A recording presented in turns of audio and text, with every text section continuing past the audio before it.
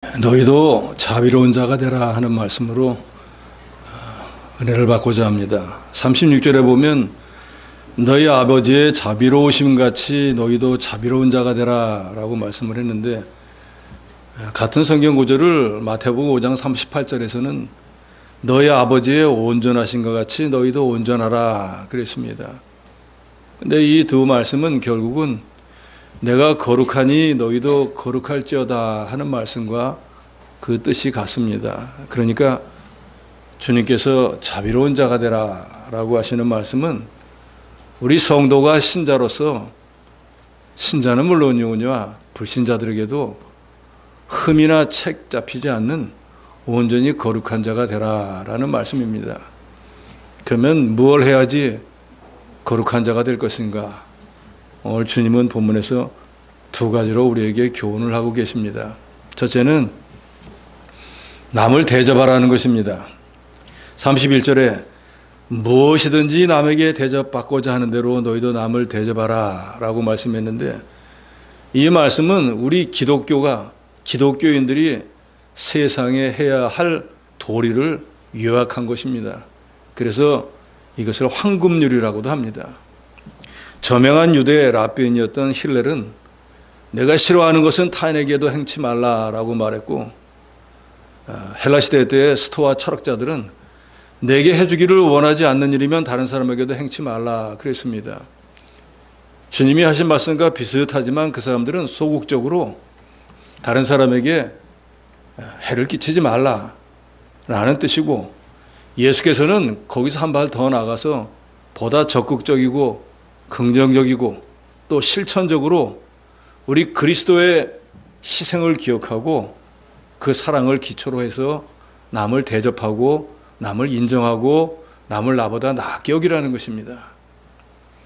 남에게 대접받고자 하는 대로 너희도 남을 대접하라 하는 말씀은 누가 나한테 이렇게 해주면 좋겠는데 라고 생각하는 게 있으면 내가 그 사람에게 그렇게 먼저 해주라는 것입니다.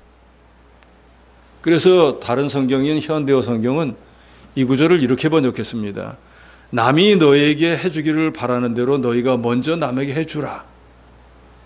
저 사람 나한테 인사를 하면 좀 좋겠는데 한데 인사를 영 안 하는 거예요. 그럼 내가 먼저 안녕하세요 인사하라 그 말이에요. 사람은 누구든지 다 대접받기를 원하고 인격적으로 존중받기를 원하고 칭찬받기를 원하고 격려받기를 원하고 위로받기 원하면서 사랑받기를 원하고 섬김과 관심받기를 다 원합니다. 여러분들도 그런 대접을 받기를 원한다고 하면 여러분이 먼저 상대방을 그와 같이 해주시기 바랍니다. 인간적으로 존중해주고 칭찬해주고 격려해주고 또 위로도 해주고 사랑하며 섬기고 관심을 준다고 하면 분명히 그 사람도 내게 그와 똑같이 해줄 것입니다.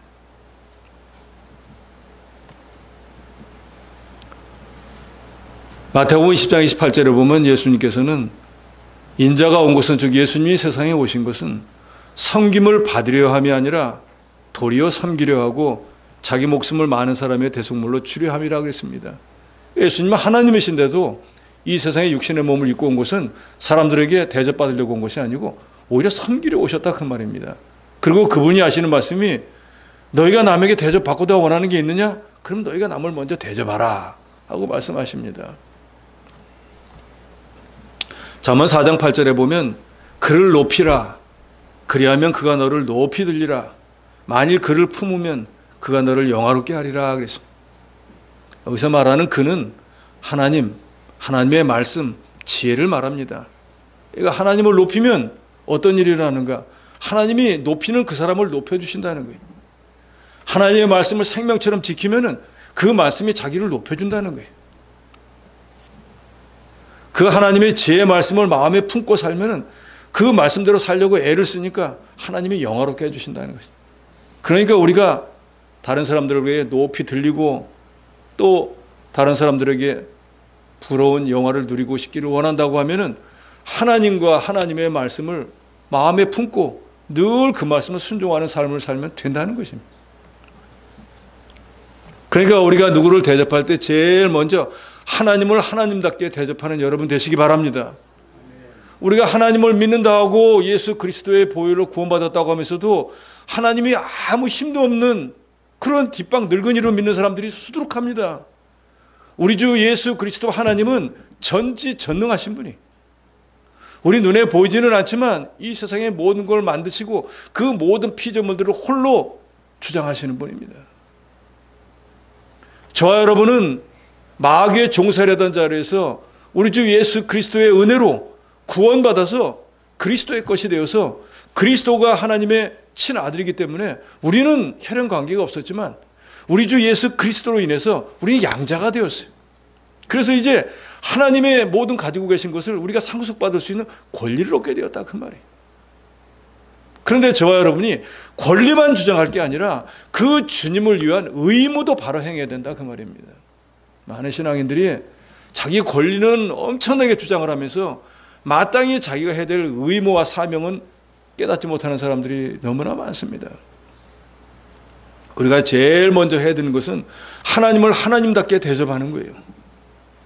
하나님이 정말로 하나님인 줄을 믿는 믿음을 가져야 된다, 그 말입니다. 그래야지 뭐가 부족하다고 하면 하나님께 나와서 구하지 않겠어요. 돈 없으면 돈 있는 사람 찾아가지 않습니까?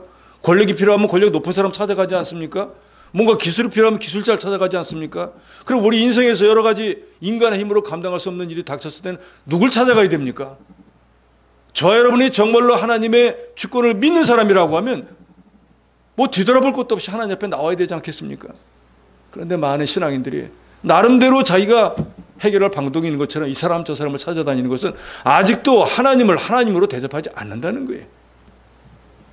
이 시간 이후로 저와 여러분은 하나님만 이 천지간에서 유일하신 모든 것을 주관하시는, 우리 모든 문제를 해결해 주시는 유일한 분으로 믿으시기 바랍니다. 그렇게 대접하시기 바랍니다. 그러면 하나님은 저와 여러분을 어떻게 대접해 주시겠습니까? 우리가 하나님을 그렇게 대접하니까 존중이 여기니까 하나님도 우리를 존중히 여겨 주실 것이라.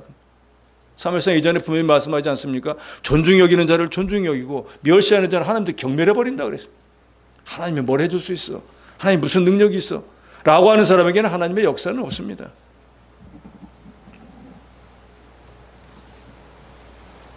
하나님을 높이면 하나님이 그 사람을 높여 세계 만방에 뛰어나도록 해주고 머리가 될지언정 절대로 꼬리가 되지 않게 해주십니다.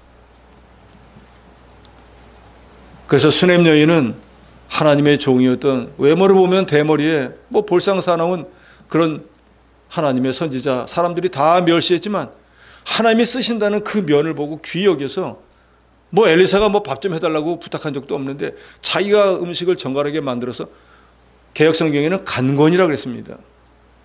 간절히 원했다고, 제가 만든 걸 좀 드시고 가시라고. 무슨 빚진 것도 있는 게 아니에요. 그런데 이 수넴 여인은 무슨 생각이 그랬습니까? 저렇게 하나님의 일을 한다고 불철주야로 다니는데 누가 물 한 잔 대접하는 사람 없는데 나는 내가 가진 게 있으니까 그걸로 좀 대접해서 일하는데 도움을 주면 얼마나 좋을까 하는 그런 선한 생각으로 하나님의 종을 대접했습니다. 수넴 여인 보고 대접해달라고 한 적도 없어요. 그래서 거기에서 그친 게 아니라 여러분도 잘 아시지만 또 쉬어갈 수 있는 방까지 만들었다고 그러지 않습니까? 그러니까 엘리사가 나중에 이렇게 너무 고마워가지고 내가 참 주도 면밀하게 주밀하게 공개를 하는구나. 내가 이런 대접을 받으면 좋겠다는데 그렇게 나를 대접해 주는구나. 다른 사람들은 다 멸시하는데 너는 어떻게 나를 이렇게 대접해 주는? 너무 고마워서 와에게 아니면 군대 장관에게 뭐든지 뭐 필요한 게 있으면 나한테 얘기하라 하는데 수넴 여인은 그런 거 필요 없다고 하지 않습니까? 그래서 내가 선지자를 대접해서 선지자가 상 받을 때 나도 상 받으면 그걸로 족합니다. 그러니까 하나님께서 그 믿음을 보시고 낳을 수 없는 아들을 주시기도 하고 7년 기근을 피하게도 해주었지 않습니까? 사르밧 과부는 온 땅에 기근이 들어서 먹을 것이 없을 때 자기 집에 기름 조금, 가루 약간 그걸로 빵 2개 만들면은 딱 아들하고 자기하고 먹고 더 이상 양식이 없어 이제는 죽을 수밖에 없다는 생각으로 나뭇가지를 줍고 있었지 않습니까? 그런데 엘리야가 와가지고 나한테 떡 한 덩이 갖다 달라고 하니까 나를 좀 대접하라는 거잖아요. 지금 남은 거는 딱 떡 2개, 빵 2개 만들 것밖에 없는데 하나는 아들 줘야 되고 하나는 내가 먹어야 되는데 내 걸 달라는 거예요. 내 거로 대접을 하라는 거예요. 내 생명의 떡과 같은데 그걸 대접하라는 거예요. 그러면서 엘리야가 만약에 그렇게 하면은 그 통과 병의 기름과 가루가 마르지 않을 거다 하는데 꼭 사기꾼같이 얘기하잖아요. 근데도 사르밧 과부는 자기가 먹고 죽으려고 했던 마지막 생명의 떡 한 조각을 엘리야에게 공개하지 않습니까? 대접하지 않았습니까? 그랬더니 그 사람이 어떻게 되었습니까? 3년 6개월 동안 정말로 그 집에 통에 가루가 닿지 않고 병에 기름이 마르지 않는 역사가 일어나서 아들하고 사르밧 과부 엘리야 셋이 늘 풍족하게 삶을 살았다고 하지 않습니까? 그래서 예수님께서는 누가복음 14장 10절로 11절에 보면 청함을 받았을 때 차라리 가서 끝자리에 앉으라. 그러면 너를 청한 자가 와서 너더러 보시오 올라 앉으라 하리니 그때에 함께 앉은 모든 사람 앞에서 영광이 있으리라. 무릇 자기를 높이는 자는 낮아지고 자기를 낮추는 자는 높아지리라 그랬습니다. 이 말씀은 무언가 하면 어디 뭐 잔치 자리나 어디 청함을 받았습니다. 가서 보니까 제일 좋은 자리가 원래 앞자리 아니에요? 나보다 높은 사람이 어디 있겠어? 하고 앞자리에 앉지 말고 다 나보다 높은 분들이구나 하고 제일 뒷자리에 말석에 가서 앉으라는 거예요. 근데 잔치를 주관한 사람이 보니까 올 사람이 다 왔는데 제일 높은 자리에 앉은 사람이 제일 뒤에 앉아 있는 거예요. 아, 왜 거기 앉으겠습니까? 이리 오세요 하니까 사람들이 다 쳐다보니까 누구야? 아, 저분이었구만 하고 영광 가운데 앞자리에 앉게 된다 그 말이에요.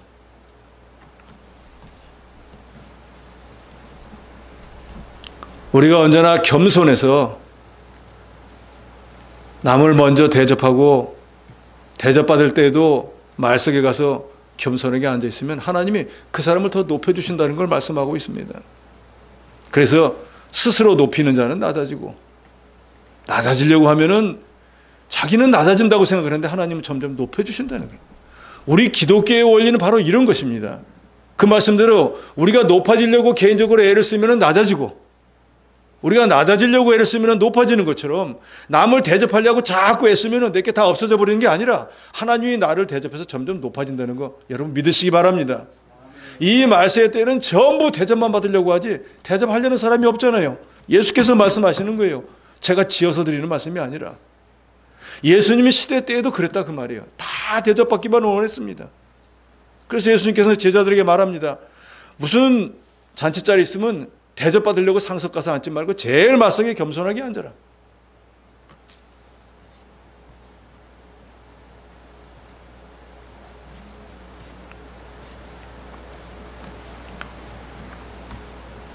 창세기 13장에 보면은 아브라함과 조카였던 롯이 다투는 이야기가 나옵니다. 서로 양도 있고 소도 있고 같이 먹이다 보니까 초지가 소나 양이 먹을 풀이 부족한 거예요. 그러니까 삼촌인 아브라함이 롯을 불러가지고 야, 너 내 따라와가지고 너 잘 됐잖아. 우리끼리 서로 싸우면 되겠냐? 너 어디 딴 데로 가거라 하고 시켜도 돼요. 그러면 롯이 아유 당연히 그렇게 해야죠 삼촌. 하야 할 건데 롯을 딱 불러서 얘기합니다. 내가 원하는 대로 해라. 내가 왼쪽으로 간다고 하면 나는 오른쪽을 가고 내가 오른쪽으로 간다고 하면 나는 왼쪽을 가겠다. 그랬을 때 롯이 아이고 삼촌 왜 그러십니까? 삼촌이 먼저 선택하셔야죠 라고 하는 게 정상이에요. 근데 롯은 그렇게 안 합니다. 남을 대접할 줄 모르는 거예요. 지금 내가 된 게 누구 공인지를 모른다 그 말이에요. 우리가 하나님을 대접하는 이유가 뭡니까? 지금까지 살아온 모든 것이 하나님의 은혜이기 때문이에요. 그걸 깨닫는 사람은 하나님을 대접하려고 할 거예요. 그런데 내 힘으로 살았다고 하는 사람은 하나님이 나와 뭔 상관이에요? 하나님 나한테 해준 게 뭐가 있겠어요? 다 내가 한 건데. 그러니까 감사할 일이 없는 거예요. 그러나 배후에서 보이지 않는 가운데 지금까지 나를 인도하시고 그 사망의 위험 가운데서 건져주시고 내가 그때 넘어져서 꼭 망할 거였는데 거기서 다시 올려 세워주고 하신 모든 것이 하나님의 은혜를 깨닫는 사람은 하나님을 감사하고 하나님 앞에 영광을 돌릴 것입니다. 하나님을 대접할 거라 그 말입니다. 아브라함은 삼촌 조카 간에 서로 땅 때문에 또 소나 양 풀 먹이는 것 때문에 싸우면 하나님 앞에 영광이 하나도 안 되기 때문에 조카를 먼저 대접합니다. 내가 먼저 택해라. 내 마음대로. 그랬을 때 제대로 깨달은 조카라고 하면 삼촌을 먼저 대접, 삼촌이 먼저 하셔야 되는데 우리 그 무슨 관공가에도 나오잖아요. 형님 먼저, 아우 먼저. 그거 대접하는 거잖아요. 아, 동생이 먼저 해라. 아, 형님이 먼저 하시. 우리 기독교인들은 그렇게 살아야 됩니다. 집사님 먼저, 권사님 먼저, 장로님 먼저, 목사님 먼저. 서로 대접한다고 하면 얼마나 아름다웠겠어요. 또 하나님의 교회는 그렇게 돼야 됩니다. 그래서 우스갯소리에 그런 게 있지 않습니까? 지옥에 갔더니 긴 숟가락을 가지고 밥을 먹는데 뜨니까 자기 입으로 안 오는 거예요. 근데 천국에 있는 사람들은 긴 걸 가지고 상대방을 먹여주고 있더라는.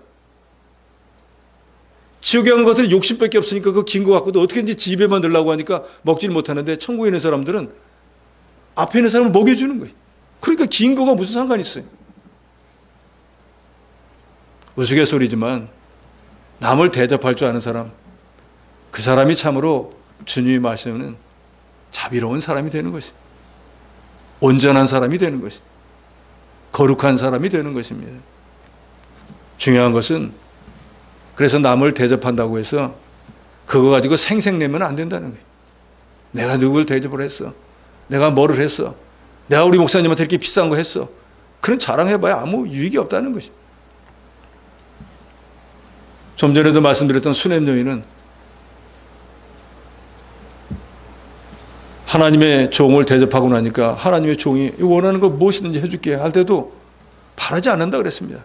나는 그저 우리 백성들 다른 사람들처럼 이렇게 살고 있는 것만 해도 감사해서 더 바랄 게 없습니다. 대가를 바라고 남을 선대하고 또 남이 나를 사랑하니까 그 사람 사랑하는 것은 죄인들도 하는 것이라고 예수님께서 오늘 본문에 분명히 말씀합니다. 우리 기독교인들은 세상 사람들이 하는 거 말고 그보다 차원이 높은 걸 하라는 거예요.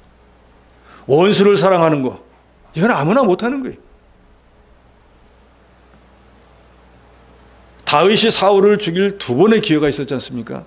부하들이 막 죽이라고 합니다. 명령만 내리세요, 제가 죽이겠습니다 하는데도 다윗은 하나님의 기름 부은 종을 해야 하는 건 하나님이 허락하지 않은 일이다, 안 된다 하고 옷솔기만 잘라가지고 나왔지 않습니까?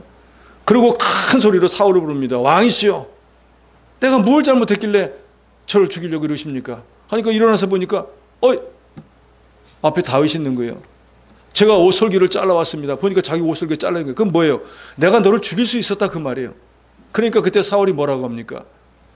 원수를 외나무 다리에서 만나는데 어떻게 그냥 보내겠느냐? 사울이 하는 소리예요. 나는 만약에 너를 만났으면 너 죽였다 그 말이에요. 그런데 너는 나보다 의롭도다라고 사울이 직접 얘기합니다. 그러면서 너는 나 다음에 왕이 될 거라는 것도 자기 입으로 말을 해요.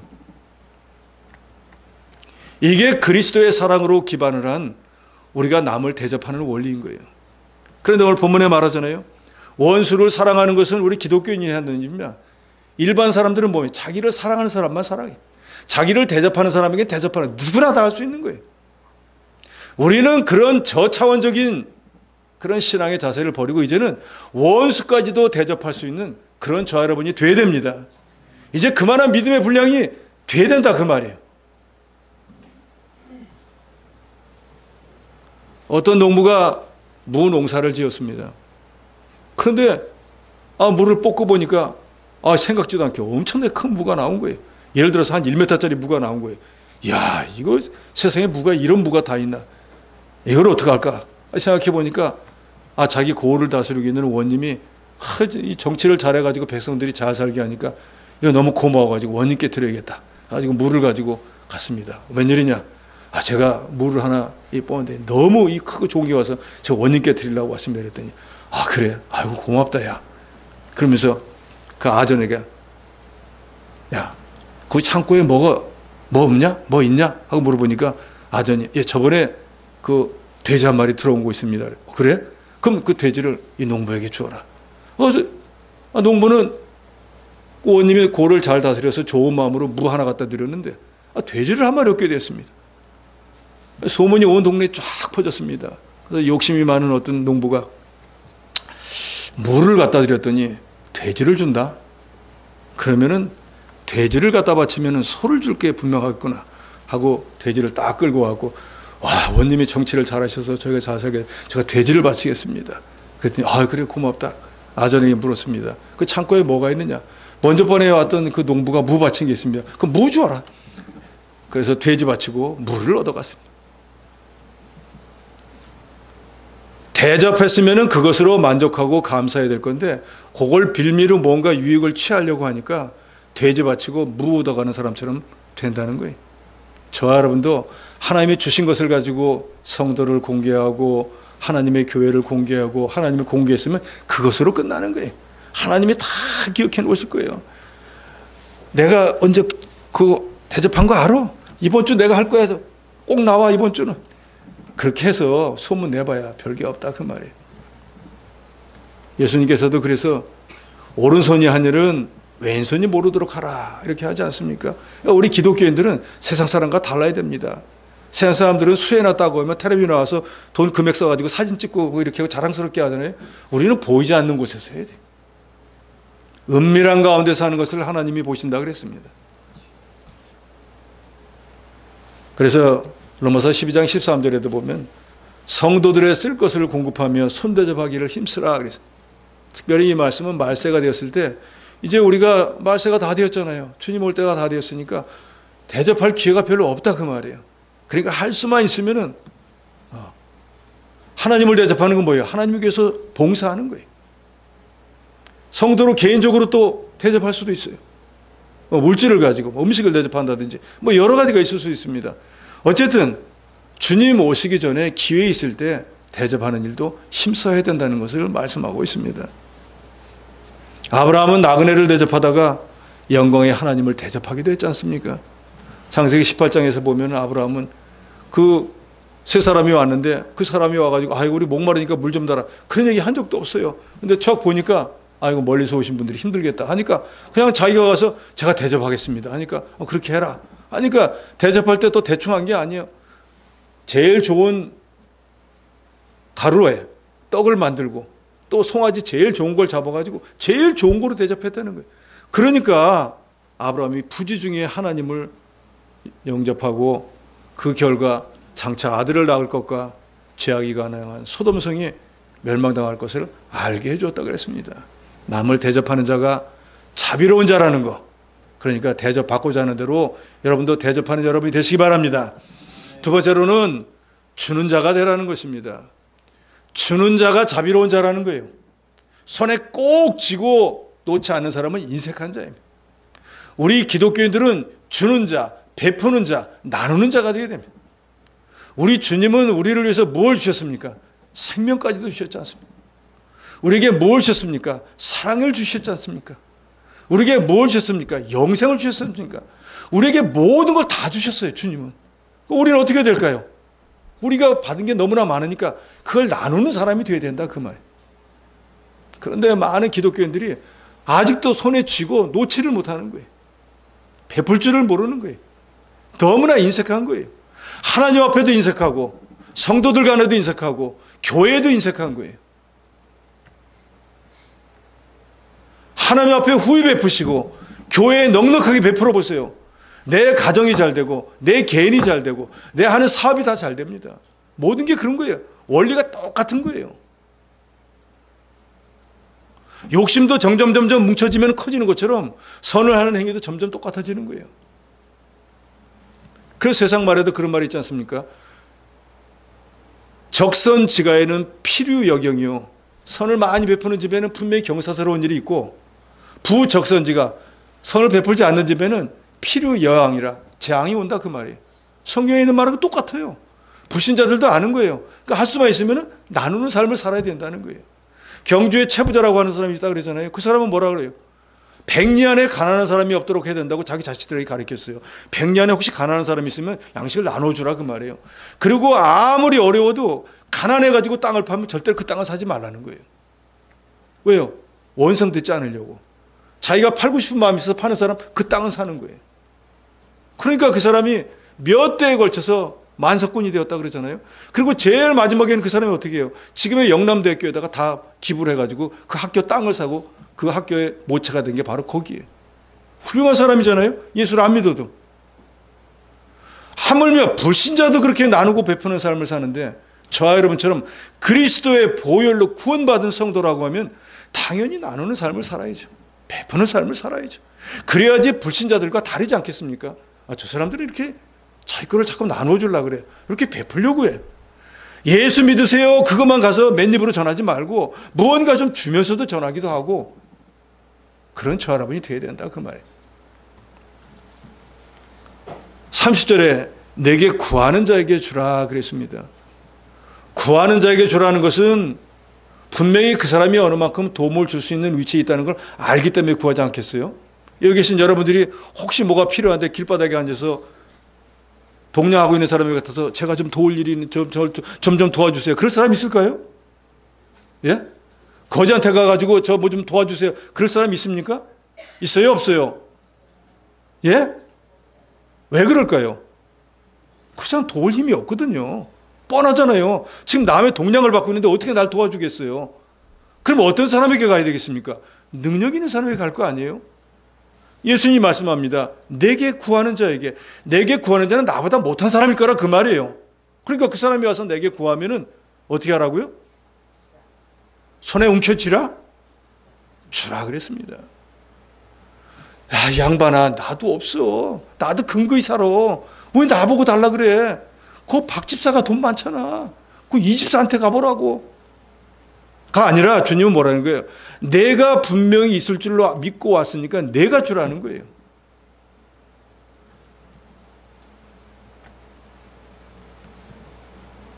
십수년 전에 아마 목회했을 때 같은데 우리 집사람이 좀 가방을 좀 괜찮은 걸 하나 샀는데 그 동네에 약간 좀 머리가 조금 뭐라 그래요? 한 90% 정도 될까? 80%쯤 됐을까? 그러니까 좀 그런 아이가 하나 있었는데 나오면은 해볼래 해가지고 인사는 잘하는 거예요. 안녕하세요. 안녕하세요. 근데 그 아이가 우리 사람 보고 가방을 맸으니까 그거 좋다고 나줘 하고 따라다니는 거예요. 산지 며칠 되도 않았는데 나줘 하니까 주고 왔더라고요. 그래서 가방 어디 갔냐? 걔가 하도 따라다니면서 달라 그래서 주었더라. 그때는 제가 뭐라 했는데 이 말씀에 비추어서 보니까 그 아이가 비싼지 싼지도 모르지만 자기 눈에 보이기에는 좋으니까 100%짜리 같으면 계산을 했겠지만 한 80%밖에 안 되니까 그냥 좋다, 갖고 싶다 그 마음만 있었을 거 아니에요? 그러니까 달라 하니까 줘버린 거. 지금 생각 잘한 것 같아요. 그거 없다고 지금까지 그 가방 없어갖고 뭐 큰 손해본 거 없거든요. 오늘 본문 말씀처럼 누군가가 내게 와서 뭐를 달라고 하는 사람이 있으면 나보다 못한 사람인 게 분명한 거예요. 그러니까 우리는 어떻게 해야 될까요? 주라라고 대답하신 분은 정말 준 분이 돼야 됩니다. 하나님 앞에 지금 서약한 거예요. 나중에 이제 주라 하는데 안 주면은 큰 문제 생깁니다. 34절에 받기를 바라고 사람들에게 꾸어주면 칭찬받을 것이 없다 그랬습니다. 뭐 남에게 줄 때 나중에 이자 쳐서 받아야지 그런 마음으로 했다고 하면 칭찬받을 건 없다 그 말이에요. 왜요? 거래한 것뿐이잖아요. 35절에 오직 너희는 원수를 사랑하고 선대하며 아무것도 바라지 말고 구워주라 그랬습니다. 저는 그래서 지금까지 목회하면서 성도들 간에 돈거래하지 말라고 가르쳤습니다. 만약에 거래를 하실 것 같으면 구워준 것처럼 생각을 하라 그 말이에요. 못 받는다고 안 준다고 원망하지 말라 그 말이에요. 주면은 아이고 감사하네 하나님이 보너스를 주셨네 하고 받으면 되는 거예요. 그런데 그런 마음이 없이 서로 구워주면은 분명히 원수됩니다. 두 사람 다 교회 떠나는 일이 생겨요. 그러니까 차라리 하지 마시라 그 말이에요. 너무 어떻게 보면 인색한 것처럼 보이지만 그래서 저는 성도의 가게 방문하는 거 별로 안 좋아합니다. 물건도 잘 안 사줍니다. 예를 들어서 텔레비를 하나 샀다 집사님이 하는데 뭐 잘못했으면 와가지고 죄송한 마음으로 고쳐줘야 되는데 오히려 퉁퉁거려 쌓는다고요. AS 불르면 되지 왜 나를 불러. 그러면 안 된다고요. 그러니까 차라리 거래 안 하는 게 나아요. 제가 너무 편협한 생각인지 모르지만 그런다고 하면 여러분 가운데 뭘 하신다고 하면 무한히 봉사하실 생각을 하세요. 그러면 괜찮아요. 근데 그런 사람이 없더라 그 말이에요.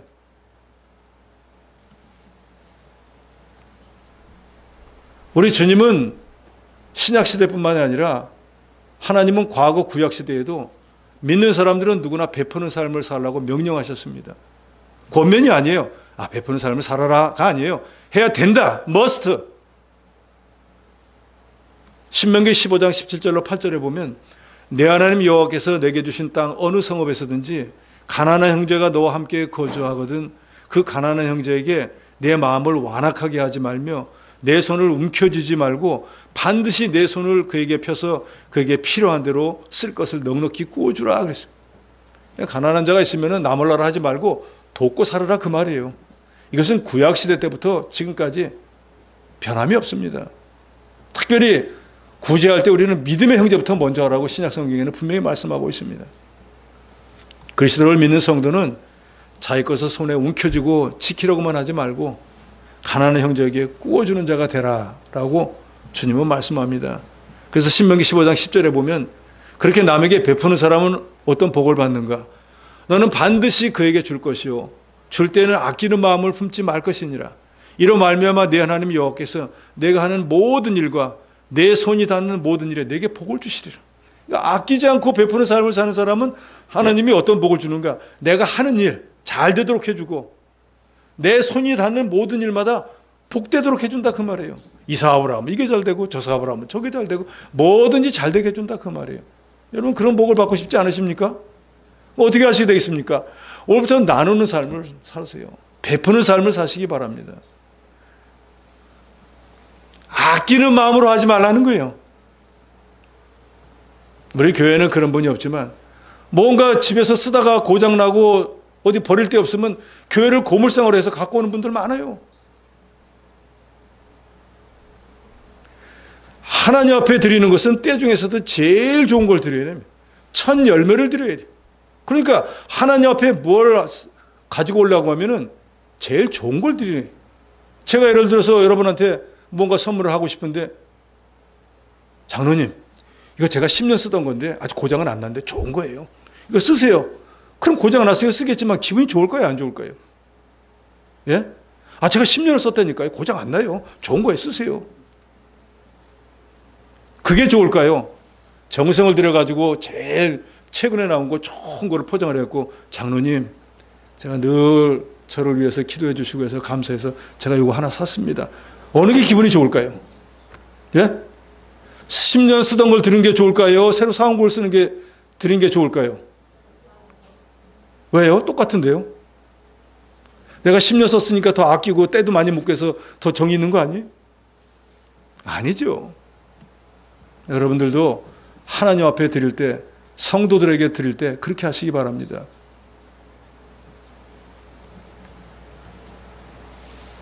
제가 신학교 다닐 때 그런 일이 있었습니다.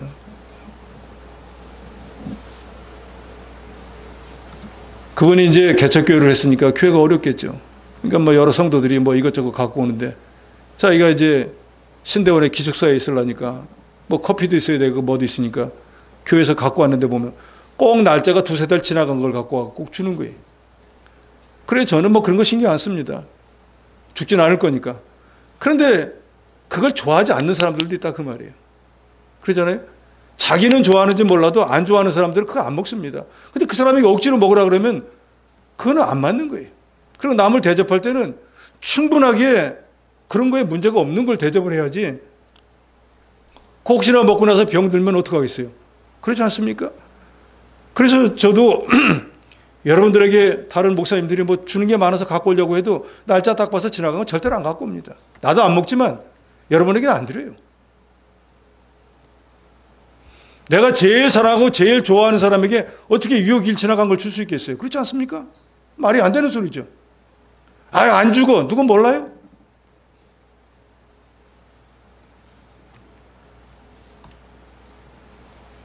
구제할 때 후한 마음으로 베풀면 하나님이 범사와 선을 하는 모든 일에 복을 주실 것이라고 했습니다. 야 나는 예수 믿으니까 그렇게 오래됐는데 왜 하나님의 진짜 복을 못 받을까? 라고 생각하셨다면 정말로 내가 지금까지 손에 움켜쥐고만 있었는가 아니면 베푸는 삶을 살고 있는가 한번 생각해 보시기 바랍니다. 선을 베풀 기회도 남을 대접할 기회도 늘 있는 게 아니에요. 하나님이 나를 데려가도 끝나는 것이고 주님이 오셔도 끝나는 거예요. 또 인생 살아가다가 어떤 사건과 사고가 만나도 할 수 없게 됩니다. 기회가 지나가면 아무리 좋은 일이라도 남을 대접하거나 선을 베푸는 일이라고도 할 수 없습니다. 그러니까 지금 기회가 있다고 하면 지금 하시는 게 지혜로운 자일 것입니다. 30절에 내게 구하는 자에게 주며 내 것을 가져가는 자에게 다시 달라 하지 말라. 우리 믿는 사람은 바로 이런 믿음으로 남에게 뭘 줘야 돼요. 빌려준다고 생각하지 말고 아예 준다고 생각하시라 그 말이에요. 그래서 안 주면 나 준 거예요 원래. 한 마음 편하잖아요. 그런데 그걸 안 준다고 생각하니까, 안 갚는다고 생각하니까 원수가 돼버리고 마는 거예요. 고린도전서 13장 2절에 보면 내가 내게 있는 모든 것으로 구제하고 또 내 몸을 불사르게 내줄지라도 사랑이 없으면 내게 아무 유익이 없느니라 그랬습니다. 우리의 모든 베푸는 행위, 남에게 나누어 주고 하는 모든 것들도 그리스도의 사랑이 기반이 되어야 된다 그 말입니다. 어떤 자기의 목적을 가지고 하면 그건 뇌물이 될 뿐이에요. 우리는 조건 없이 주님이 내게 이 새로운 생명을 주셨고 내게 천국을 기업으로 주셨고 내게 이렇게 교회의 지체로서 하나님의 일을 감당할 수 있는 여러 가지 은사와 직분을 주신 거, 그러면서도 내가 이렇게 넉넉한 삶을 사니까 이게 너무나 고맙다. 내가 다 가져갈 수도 없는 거니까 내가 있는 걸 나누어 주겠다 하고 나누어 준다고 하면 얼마나 좋겠어요. 우리가 꼭 물질뿐만 아니라 재능도 기부하시기 바랍니다. 내게 남는 재능이 있으면 이걸 가지고 이런 것도 하고 저런 것도 하고, 뭐 집 짓는 기술이 있다 그러면 예배당을 고치기도 하고 뭐 이런 여러 가지를 하는 거예요. 그게 바로 재능 기부인 거예요. 그래서 우리 기독교가 들어온 지 200년밖에 안 되지만 처음 들어왔을 때는 가난한 사람들만 예수를 믿었어요. 그래서 그 사람들은 날연보라는 걸 했습니다. Day offer. 하루를 드린다 그 말이에요. 저는 돈을 드릴 게 없으니까 하루 나와서 몸으로 교회에서 일을 하겠습니다. 그런 날연보도 했습니다. 하나님은 그런 걸 받으시는 거예요. 꼭 물질만이 아니라 재능과 모든 것을, 내가 피아노를 잘 친다, 그거 갖고 돈벌이만 하는 게 아니라 하나님을 위해서 반주하는 일에도 좀 쓰고, 내가 뭐 다른 뭐가 있다 하면 그걸 가지고 하나님을 위해서 쓰는 거예요. 하나님이 우리에게 모든 재능과 물질과 시간과 이런 걸 주신 목적은 그런 일 하라고 주신 거예요. 믿는 일 하라고 주셨다 그 말입니다. 그래서 히브리서 13장 16절에 보면 오직 선을 행함과 서로 나누어 주기를 잊지 말라. 하나님은 이 같은 제사를 기뻐하시느니라. 선을 행하는데 어떤 선을 행하는가? 서로 나누어 주는 선을 행하는 거 하나님이 너무너무 좋아하시는 제사다 그 말이에요. 그러니까 이제부터는 우리가 이런 제사를 하나님께 드리는 사람이 되어야 됩니다. 여러분들도 제가 뭘 하나 드리면 좋아요, 안 좋아요? 좋잖아요. 예. 지난주에 우리 청년들한테 제가 각각 선물 하나씩 줬습니다. 그랬더니 애들이 막 좋아하더라고요. 감동받았어요, 막 그러더라고요. 나는 그렇게 감동받을 것까지는 아는데, 그래 자기들은 감동인가 봐요. 그러니까 주는 사람과 받는 사람은 전혀 다른 거예요. 나는 뭐 우리 청년들이 귀여우니까, 우리 교회 장례 이 그릇이니까 귀하고 예배 잘 드리니까 너무 감사하고, 그래서 우리 집사람하고 만들어 주었을 뿐인데 아이들은 그거보다 더 앞서서 뭐 생각을 하나 봐요. 서로 대접하는 거예요. 목사니까 무조건 대접만 받겠다 할 게 아니라 청년도 대접하고 장년도 대접하는 거예요. 청년들도 마찬가지, 장년도 마찬가지, 서로를 대접하는 거예요. 그런 것이 바로 천국이고, 그런 게 바로 자비로운 사람들이. 그리스도 구속의 은혜에 감사해서 다른 사람을 사랑하고 물질로 베풀고 도와주는 선한 행실의 열매가 맺히는 교회가 되어야 됩니다. 예수 그리스도를 본받아서 남을 섬기고 감사와 믿음으로 베푸는 삶은 하나님 앞에 선한 제사가 됩니다. 믿음으로 교회 봉사하고 전도하고 다른 사람 영혼 살리는 일에 수고하는 종을 도와주는 건 그것도 하나님이 기뻐하시는 제사예요. 감리교를 창시한 존 웨슬리는 옥스퍼드 대학의 교수였고 탁월한 저술가로서 많은 명성을 얻어서 돈을 많이 벌었습니다. 그래서 뭐 당연히 자기를 위해서 뭐 풍성하게 돈을 썼습니다. 근데 어느 추운 겨울날에 자기 집에 하녀가 일하는데 헛껍데기 하나 입고 발발 떨고 있는 걸 봤습니다. 내가 이렇게 살면 안 되겠구나. 난 돈 많으니까 두꺼운 옷 입고 내 마음대로 불 떼고 사는데, 쟤는 남의 집에 하인으로 오니까 제대로 옷가지가 없어서 저 헛겹을 입고 겨울에 벌벌 떠는데, 똑같은 사람인데 나는 이렇게 살고 저 사람은 저렇게 산다는 게 이게 잘못되었구나 생각을 하고, 이제 내가 나를 위해서는 돈을 많이 쓰지 말아야겠다 작정을 하고 자기 생활비는 제일 적게 해놓고 하나님과 가난한 사람을 위해서 썼다 그럽니다. 마태복음 19장에 보면은 예수님이 젊은 부자 청년에게 내가 온전하고자 할 텐데, 즉 영생을 얻고자 하면은 내 소유를 팔아서 가난한 자를 들고 나를 따르라 그랬습니다. 내 소유를 팔으라 그랬어요. 남을 주라 그 말이에요. 그거 이 청년이 내가 이거 어떻게 모은 건데 이걸 남을 어떻게 주나? 못 줬습니다. 안 돌아왔어요. 그리고 그 재물을 쥐고 어디로 가버렸습니까? 지옥으로 가버리고 말았습니다. 그런데 삭개오라고 하는 세리장은 예수님과 만나서 몇 마디 대화를 하고 금방 깨달았습니다. 벌떡 일어나서 예수님에게 말씀합니다. 제 재산의 절반을 가난한 사람에게 주겠습니다. 주님이 주라고 한 적도 없어요. 부자 청년은 주라 했는데 못 주고 지옥으로 갔습니다. 그런데 삭개오에게는 너 주어라 하지도 않은데 가난한 자에게 절반 주겠습니다. 그리고 이 사람은 영생을 얻고 천국으로 가버렸습니다. 주는 자와 손에 움켜쥐고 못 노는 자의 결과가 전혀 다르다는 것을 우리에게 보여줍니다. 잠언 11장 24절로 25절에 보면 흩어 구제하여도 더욱 구하게 되는 일이 있나니 과도에 아껴도 가난하게 될 뿐이니라. 구제를 좋아하는 자는 풍족하여질 것이요 남을 윤택하게 하는 자도 자기도 윤택하여지리라. 남을 도와줘가지고 그 사람이 잘 되면 나도 잘 되게 해준다 그 말입니다. 그리고 아무리 베풀어도 부족함이 없도록 하나님이 해준다는 거예요. 그래서 교회들도 보면 선교 열심히 하는 교회가 잘 되는 거예요. 남을 도우니까요. 구제 열심히 하는 교회가 잘 되는 거예요. 나만 먹겠다고 움켜쥐는 교회는 안 됩니다. 개인도 마찬가지예요. 하나님이 돈 벌게 해줬으니까 그거 가지고 가난한 사람들을 위해서 쓰기도 하고 교회를 위해서도 사용하기도 하는 그런 지혜로운 사람이 돼야 돼요. 재물을 쓰지 않고 모으기만 하는 사람, 그걸 우리가 수전노라 그러잖아요. 그 한자의 뜻을 한번 보세요. 수, 지킬 숫자, 전, 금전자, 돈전자, 노예. 돈 지키는 노예. 죽어라! 돈만 지키는 거예요. 쓸 줄 모르고. 그러다 죽어버리면 무슨 소용이 있어요? 그 사람의 기쁨은 뭐예요? 창고에 돈 쌓이는 소리 짤랑짤랑. 그것만 듣고 가다가 가는 거예요. 써야지 쓰지도 못하고 죽으면 무슨 소용이 있겠습니까? 미련한 자죠. 구제하기를 좋아하고 남에게 베풀기를 좋아하고 남을 대접하는 사람은 자기도 윤택해지고 자기도 높아지고 하나님의 영적 도덕적 권세를 높여주신다고 본문을 통해서도 분명히 말씀합니다. 그런 사람이 주님이 보시기에 온전한 자이고 그런 사람이 자비로운 자라는 거예요. 그렇지 않습니까? 남을 도울 줄도 모르고 대접할 줄도 모르고 나눠줄 줄도 모르는데 그 사람이 무슨 자비로운 거예요. 우리 예수님이 제일 자비로우신 분이잖아요. 왜요? 자기 생명까지도 우리를 위해서 주신 분이니까요. 근데 주님은 우리에게 우리 생명을 바치라는 것도 아니에요. 남을 좀 대접하라는 거예요. 하나님 대접하라는 거예요. 성도 좀 대접하라는 거예요. 내 거 있는 걸 가지고 좀 베풀라는 거예요. 근데 그걸 못합니까?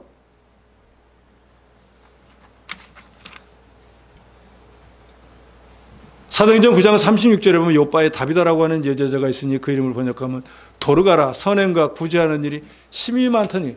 도르가라고 하는 다비다라고 하는 여자가 있었는데 과부였습니다. 그런데 자기가 보니까 주변에 자기보다 더 불쌍한 과부들이 많은 거예요. 그래서 자기 돈으로 옷감을 사서 자기가 옷을 만들어서 그 사람들이 갖다 줬습니다. 대접했다 그 말이에요. 자기 것으로 나누어줬다 그 말이에요. 사람들이 아니 너도 먹고 살기 어려우면서 왜 그 짓을 하냐. 나는 그래도 뭐 어쨌든지 먹고 있고 내가 이런 재능이 있으니까 이거 가지고 나보다 못한 사람 도와주는 거야. 무슨 그 사람이 그걸 받고 무슨 어떤 대가를 받기 원하지도 않았습니다. 그러다 그런 선행을 하다 죽어버렸습니다. 그러니까 다른 과부들이 베드로를 찾아왔습니다. 이렇게 사람을 유익을 많이 주고 선행을 많이 한 사람 이렇게 빨리 죽으면 안 되니까 하나님의 능력으로 살려달라고 와서 베드로에게 간청을 하니까 과연 베드로가 하나님의 능력을 힘입어갖고 다시 살려냅니다. 그러면 그 다시 살아난 다비다가 뭘 했을까요? 살아있을 때보다 더 많이 더 열심으로 가난한 사람을 돕다가 세상을 떠났을 것입니다. 이처럼 남에게 베푸는 삶은 참으로 보람 있는 삶입니다. 인생이라는 은사요 책임이며 나의 책임은 하나님이 내게 주신 것으로 가난한 하나님의 백성을 돕는 것이다. 이 말은 사랑의 집짓기 헤비타트 운동을 창설했던 밀러드 풀러라고 한 사람이 한 말인데 이 사람이 친구하고 벤처 사업을 해가지고 사업이 엄청나게 잘 돼서 29살 때 백만장자가 되었습니다. 어마어마한 부자가 된 거예요. 그런데 그 부자가 되려고 하니까 낮이고 밤이고 가서 일만 죽살나게 하고 있으니까 오늘 하루 딱 집에 와서 보니까 편지가 하나 딸랑 남아있는 거예요. 일하고 사시오. 아이들하고 나는 당신을 떠납니다. 하고 마누라 가버렸어요. 깨달았습니다. 돈만 버는 게 인생의 목적이 아니구나 하고 그때부터 깨닫고 난 뒤에 1965년에 자기 살 집 하나 딱 남기고 나머지 모든 재산을 자선단체에다 다 기부해버렸습니다. 그리고 1976년에 헤비타트, 가난한 사람들을 위해서 자기 돈으로 집 지어주는 운동, 우리나라에도 있어요. 전 세계 95개국에서 여기에 참여해서 좀 오래된 자료지만 지금까지 집 지어준 게 30만 채가 넘는다 그래요. 이 풀러는 벤처 사업을 얻은 백만장자, 엄청난 부, 명예 다 내어놓고 그리스도의 사랑으로 인류애를 실천한 아름다운 이름을 남기다가 2009년에 천국에 갔습니다. 주는 자가 복이 있습니다. 믿음으로 하나님께 물질을 바치면 믿음을 쓴 것이고, 그런 말미암아 그 사람의 영혼이 자라나고, 자라난 영혼은 영원히 있다가 천국에 가서 상급을 받을 것입니다. 곡식을 심으면 30배, 60배, 100배 늘어나게 해서 다음에 먹을 씨와 양식도 하나님이 주시는 것처럼 신령한 거 심는 사람에게 더욱 풍성하게 해주시고, 내 것을 가지고 남에게 나눠주면 없어지는 게 아니라 그것으로 하나님이 더 많이 윤택하게 해주십니다. 남을 믿음으로 대접하면 하나님이 나를 높여주시는 거예요. 이러한 사람이 하나님이 보실 때 인자하고 온전한 사람이라고 했습니다. 그러니까 이제는 우리가 남을 대접하는 사람, 주는 사람이 되어서 주님 보시기에 온전한 사람, 주님 보시기에 인자한 자비로운 사람이 되는 여러분이 되시기를 주의 이름으로 축원합니다.